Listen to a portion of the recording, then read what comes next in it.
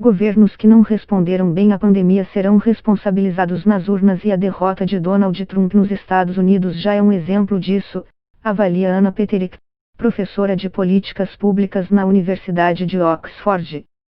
Pesquisadora do Brasil desde antes da pandemia, Peterick tem acompanhado as respostas do governo brasileiro à crise de saúde pública para o Oxford Covid-19 Government Response Tracker, monitor de Oxford das respostas governamentais à Covid-19, em tradução livre. Formada em Ciências Naturais por Cambridge e tendo estudado corrupção no Brasil em seu doutorado em Oxford, a professora da Universidade Britânica avalia que teria sido muito difícil evitar a segunda onda da pandemia no país, já que mesmo nações europeias muito mais ricas tiveram dificuldades nesse sentido. Ela afirma, no entanto, que os sinais de alerta de que a situação iria piorar no Brasil já estavam presentes desde setembro. E que os governos estaduais e federal foram muito lentos em responder. A velocidade de resposta tem forte influência na taxa de mortalidade, afirma. Segundo Peterick, as deficiências do SUS, Sistema Único de Saúde, em Manaus já eram conhecidas desde antes da chegada do coronavírus e a primeira onda da pandemia no Amazonas deveria ter servido de alerta definitivo. Além disso, um mês antes da crise atual de falta de oxigênio nos hospitais, médicos já alertavam que esse problema iria acontecer. Levou muito tempo para o governo tomar uma atitude. E, mesmo então, vimos que não há uma vontade política forte, diz a professora. Segundo ela, diante do aumento do número de casos e de mortes no Brasil, e da emergência de novas variantes locais, é evidente que as medidas de isolamento precisam ser retomadas, ainda que os políticos estejam com receio de tomar essa atitude. Gostaria de poder dizer que estou otimista, mas acredito sinceramente que os próximos meses serão muito difíceis, diz a professora. No caso brasileiro, está muito claro que medidas de contenção e de isolamento precisam ser retomadas. Não há dúvida. Confira abaixo os principais trechos da entrevista. Anna Peterick: sabíamos antes da pandemia que o SUS era muito deficiente no Amazonas, em termos de estrutura e de recursos. Recebemos então um alerta definitivo, que foi a dura forma como o Estado foi atingido na primeira onda. Avaliou então que a resposta à segunda onda foi decepcionante. Porque os casos estavam aumentando desde setembro. E quase um mês antes da crise recente de falta de oxigênio nos hospitais, os médicos já avisavam que isso iria acontecer. Ainda assim, levou muito tempo para o governo do estado tomar uma atitude. E, mesmo então, vimos nas últimas semanas que não há uma vontade política forte. Tem sido o judiciário que tem forçado os estados a tomar medidas. Manaus e o Amazonas poderiam estar fazendo muito mais neste momento. Peterick cria alguns gráficos que mostram o número de mortes ao longo do tempo e a força das políticas de resposta em diferentes áreas, para diferentes países. Há um índice que reúne todas as políticas de fechamento de escolas, de transporte, de locais de trabalho. E outro que acompanha as iniciativas de apoio econômico, incluindo alívio de obrigações financeiras das famílias e políticas de transferência de renda. Assim, podemos acompanhar como esses diferentes aspectos da política de resposta à pandemia evoluíram ao longo do tempo. Fiz isso para o Brasil, os Estados Unidos, outro grande país que teve muitos casos da doença, e a África do Sul, que também está sofrendo com novas variantes e tem recursos econômicos limitados. Observamos que o Brasil reduziu muito sua resposta econômica no período recente. Mas não houve aumento significativo no índice de medidas de contenção e fechamento, como vemos, por exemplo, na África do Sul, que também está passando por uma segunda onda. Já os Estados Unidos nunca reduziram substancialmente suas medidas de contenção e fechamento como o Brasil. Então as políticas brasileiras de resposta à pandemia estão, de maneira geral, realmente sendo mais e mais reduzidas. Não apenas as respostas econômicas, mas as de contenção e fechamento, que impedem as pessoas de se misturarem. Enquanto isso, o número de casos cresce em meio à segunda onda. Isso é muito preocupante e distingue o Brasil com relação a outros países. Peterico, outra coisa que observamos é que o Brasil é muito lento para responder. E sabemos que a velocidade de resposta tem forte influência em termos de taxa de mortalidade. Um outro fator que distingue o Brasil é sua arquitetura institucional. O país tem um sistema federativo muito descentralizado e, diferentemente de outros sistemas federativos, como o Canadá, há muito pouca coordenação. Peterick, com relação às medidas de fechamento, não há solução mágica. Não dá para fechar o transporte, por exemplo, e não fechar locais de trabalho. Isso não funciona. A ideia dessas medidas é essencialmente impedir pessoas de domicílios diferentes de se misturar. Então não faz sentido fechar algumas coisas, se as pessoas ainda estão se encontrando de outras formas. Há outras coisas que o Brasil definitivamente deveria ter feito. Uma delas está relacionada às campanhas de informação pública. Minha equipe tem realizado pesquisas de opinião no Brasil. Fizemos uma grande pesquisa em 9 capitais em maio e repetimos esse levantamento em agosto e setembro, para entender como as pessoas estavam entendendo as campanhas de informação pública. O que nós encontramos é que as pessoas estão recebendo a informação. E, mesmo aquelas com baixa instrução, têm ótimo entendimento dos sintomas da Covid e de como reconhecê-los. Mas, se você disser às pessoas que elas precisam se auto-isolar, elas não têm ideia do que isso significa de fato.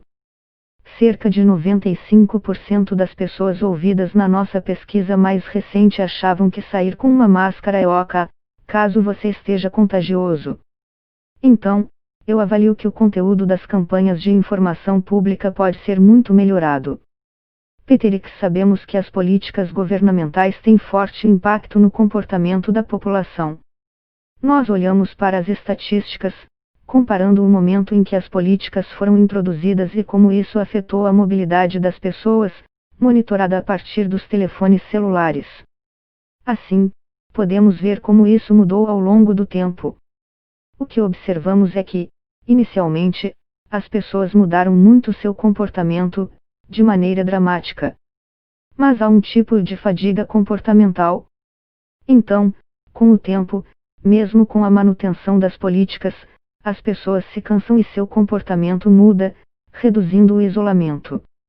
Mas o que me parece realmente interessante é que, mesmo que a resposta das pessoas às políticas esteja diminuindo, elas nunca voltaram ao que era antes da introdução dessas medidas. Então, embora pareça que as pessoas estão levando suas vidas como antes, na verdade, os dados sugerem que não, e que elas ainda estão respondendo às políticas. Peterick, na minha percepção, teria sido muito difícil evitar completamente a segunda onda. Países europeus ricos também tiveram dificuldades, caso também do Reino Unido. Mas muito poderia ter sido feito de forma diferente. Particularmente, por volta de setembro ou outubro, já havia sinais de alerta de que as coisas iriam piorar novamente. E os governos estaduais foram muito lentos em responder. Também acredito que o governo federal poderia, de muitas maneiras distintas, ter exercido melhor um papel de coordenação. Divulgado mensagens muito mais claras sobre os problemas que o país estava enfrentando. Peterick, acredito que os representantes eleitos têm uma responsabilidade que vem com o cargo. E parte dessa responsabilidade é dizer a verdade e buscar o bem comum. Alguns políticos brasileiros não deram as melhores recomendações de saúde pública possíveis. Não quero aqui criticar os servidores públicos, que têm trabalhado muito duro.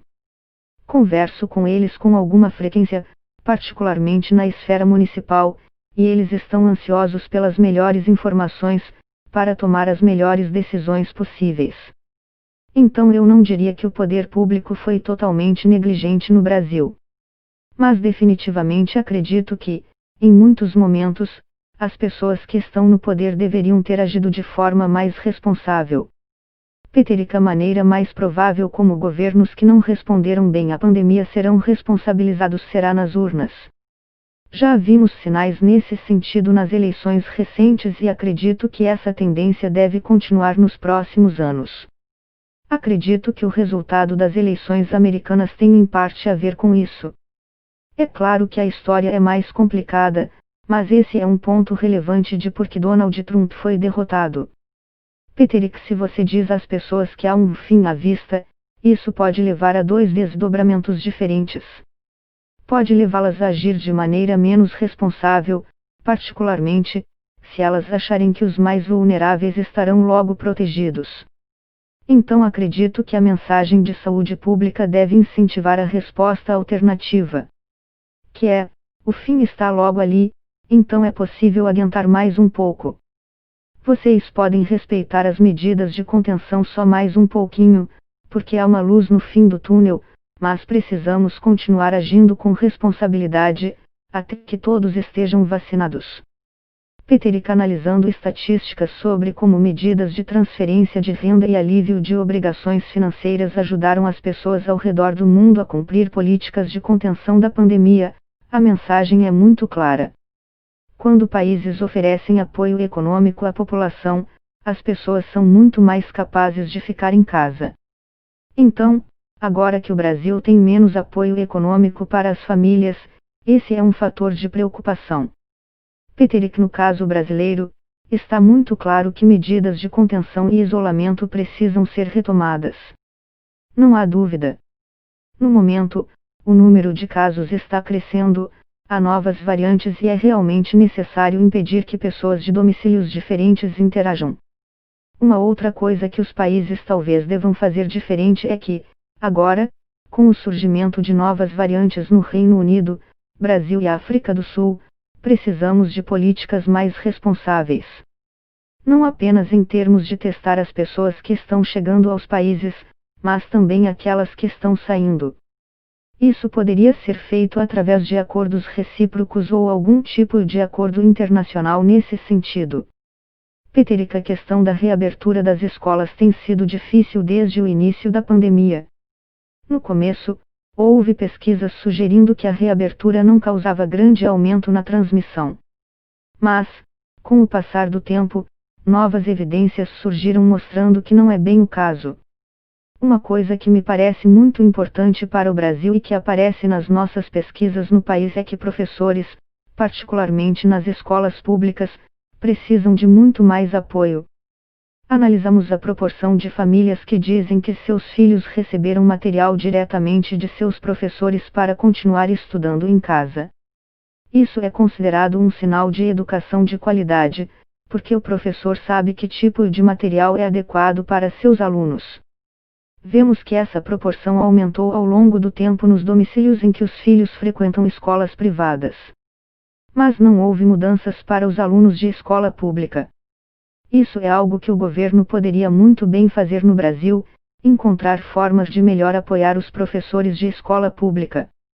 Peterick, no momento, acredito que seria um risco retomar as aulas presenciais, sem fortes medidas nas escolas para permitir o distanciamento social dos alunos. Não temos ações de controle suficientes para que isso seja seguro. Certamente isso é possível e alguns países, particularmente os escandinavos, têm feito um excelente trabalho nesse sentido. Mas é uma tarefa muito difícil, que exige muitos recursos e planejamento. Peterick, isso depende de qual será a política com relação à reabertura das escolas. Se as escolas forem reabertas e não houver outras políticas sendo colocadas em prática para manter o distanciamento entre os estudantes, então escolas podem se tornar focos de surtos e é razoável considerar que professores possam ser um dos grupos prioritários na vacinação, porque, do contrário, eles estarão expostos a risco. Peterick, eu gostaria de poder dizer que estou otimista, mas acredito sinceramente que os próximos meses serão muito difíceis.